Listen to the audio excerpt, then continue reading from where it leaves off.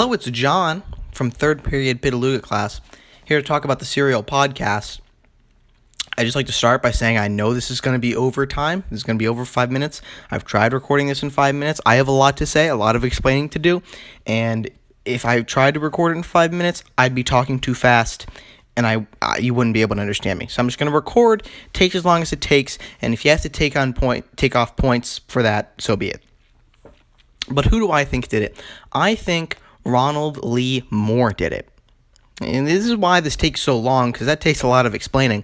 Ronald Lee Moore was the guy they kind of mentioned a little bit as the person they were testing the DNA for. He was out around that time killing, and he just got released from jail like a few weeks before Hay died. So why do I think Ronald Lee Moore did it? Basically, process of elimination, right? So after episode 12 of Serial, after listening to that, I was very confident Adnan did it. I was very sure. In episode 12, Dana Shivas, who worked on the podcast, said, and I quote, "Okay, let's say he didn't do it. But if he didn't do it, then my God, that guy is ridiculously unlucky," end quote. And that's pretty much exactly how I felt. She said it perfectly. So many coincidences had to line up. So much had to happen to put him into that position. He had to have done it. That's what I thought. Then I listened to the Crime Junkies podcast. And I did an almost complete 180 on what I thought.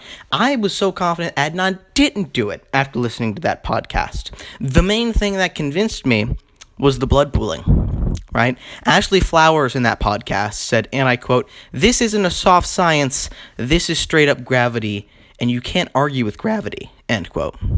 Bingo. That's it. That's hard science. Finally hard science. Because this whole time, everything's been circumstantial. That's why this case is so difficult to solve, because no real evidence backs anything up. But we have finally a little bit that science can prove and that we know for a fact. And it tells us that Hae Lee couldn't have been buried before 10 o'clock. And that completely writes off those two Leakin Park calls that Adnan got at 7 and 7:30. Those were one of the biggest pieces of evidence for me, by the way, because they put Adnan where she was being buried when she was being buried. That was even bigger than the Nisha call for me. That was a huge deal, and it completely wrote that off. And so I was convinced he didn't do it. And so where does that leave me? Jay? Not really. No, not really. Jay clearly knows something. He knows in general where Hay was buried, when it happened. He kind of has a general idea. But the details, it's very rough around the edges. It's pretty obvious to me that he's making things up off the fly. He's telling a story. He's spinning the webs of storytelling in a way that the cops want to hear, right? Whatever evidence is being presented to him, he kind of morphs what he's saying in to match. And so I don't think it's Jay. I don't think it's Jay. I don't think it's Adnan. I don't think it's Don. Don doesn't have motive. No one else really has motive. So where does that leave me? That leaves me, in my logical mind, to think that it has to be someone who doesn't need motive. Someone who doesn't need motive to kill. Someone who enjoys killing. And that's a scary thought. So probably Ronald Lee Moore. Maybe someone else. Maybe just a sociopathic serial killer. But I have to point the finger at somebody. So if I am, I'm going to say Ronald Lee.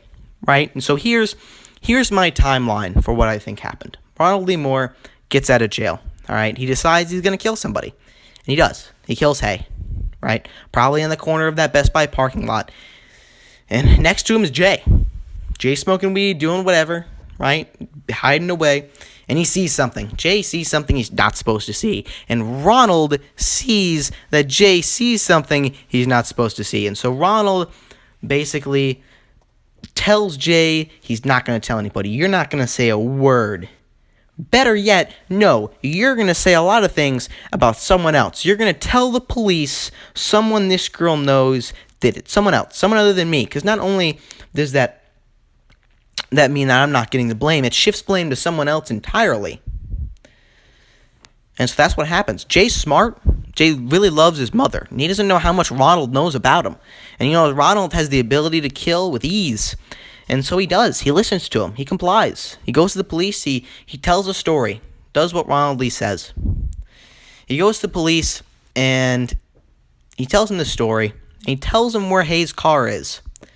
The car was a big deal because it proves Jay knows something about the crime, right? It proves Jay at least knows where this car is, so he has to know something.